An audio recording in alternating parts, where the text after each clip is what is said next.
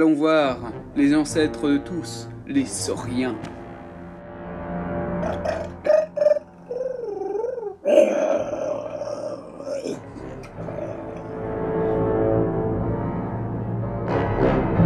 On peut voir la lutte du plus fort avec le Sauropithèque. En gros, c'est un primatosauropside. Par là, c'est un lézard primate. Sauropithèque, pithèque singe et sauro lézard. Voilà. Je voulais mettre une sorte de part de gorille comme ça, mais aussi bien sûr une part de reptile. Du coup, je me suis globalement inspiré un peu des iguanes, tout ça, pour faire la tête et le corps. Le corps, c'était plus un gorille mélangé un peu avec un Anotyrannus, en gros un T-Rex nain. Enfin voilà. D'arriver sur une tête aussi charismatique, j'ai fait tout plein d'essais avec plusieurs dinosaures, des cératopsiens, donc en gros les tricératops, c'est la famille des tricératops, les cératopsiens, mais aussi des pachycéphalosaures, c'est le dinosaure à grosse bosse sur la tête, et aussi de plusieurs dinos comme le T-Rex, etc., le spinosaure, et finalement j'ai pris une tête d'iguane. Le bec sanglant, c'est un cousin du Quetzolus, mais c'est surtout un ancêtre, en fait c'est un cousin ancêtre. Du Quetzolus. En fait, lui, je me suis inspiré donc d'un autre ptérosaure, le Tropeonatus. On peut voir un dimorphisme sexuel avec les mâles et les femelles. Les femelles sont plus petites, alors que les mâles sont beaucoup plus gros, avec plus de coloration. Enfin, il y a plus de noir, plus de pattern quelque part. Je sais pas comment dire.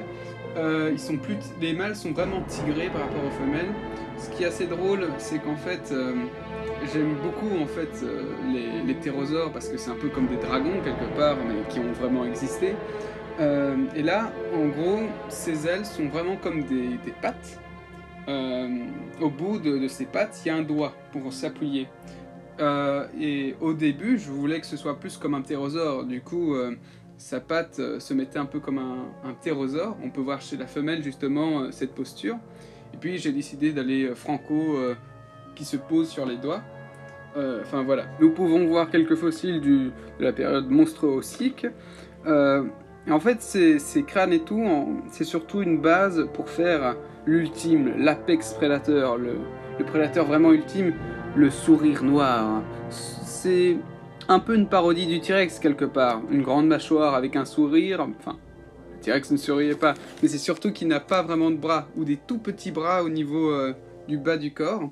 Et je voulais vraiment un prédateur intimidant, limite cauchemardesque.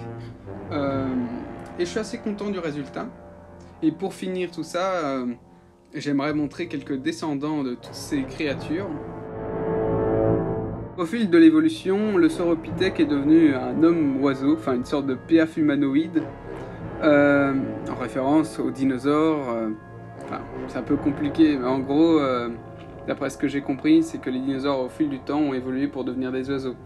Et du coup, voilà, je trouvais ça assez marrant, mais aussi, enfin, c'est pas vraiment un descendant, mais oui, c'est un peu le descendant du sourire noir, le Trirasque, et en fait, ça me fait rire parce que c'est vraiment l'antithèse du T-Rex. Par là, il n'a pas vraiment une tête très grosse, mais il a surtout des grands bras et des petits pieds.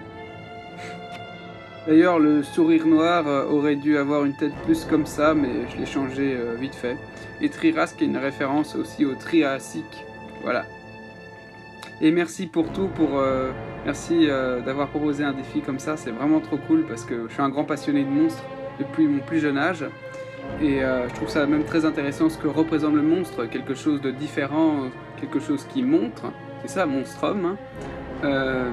Bref, merci, parce que c'est vraiment un truc que je kiffe.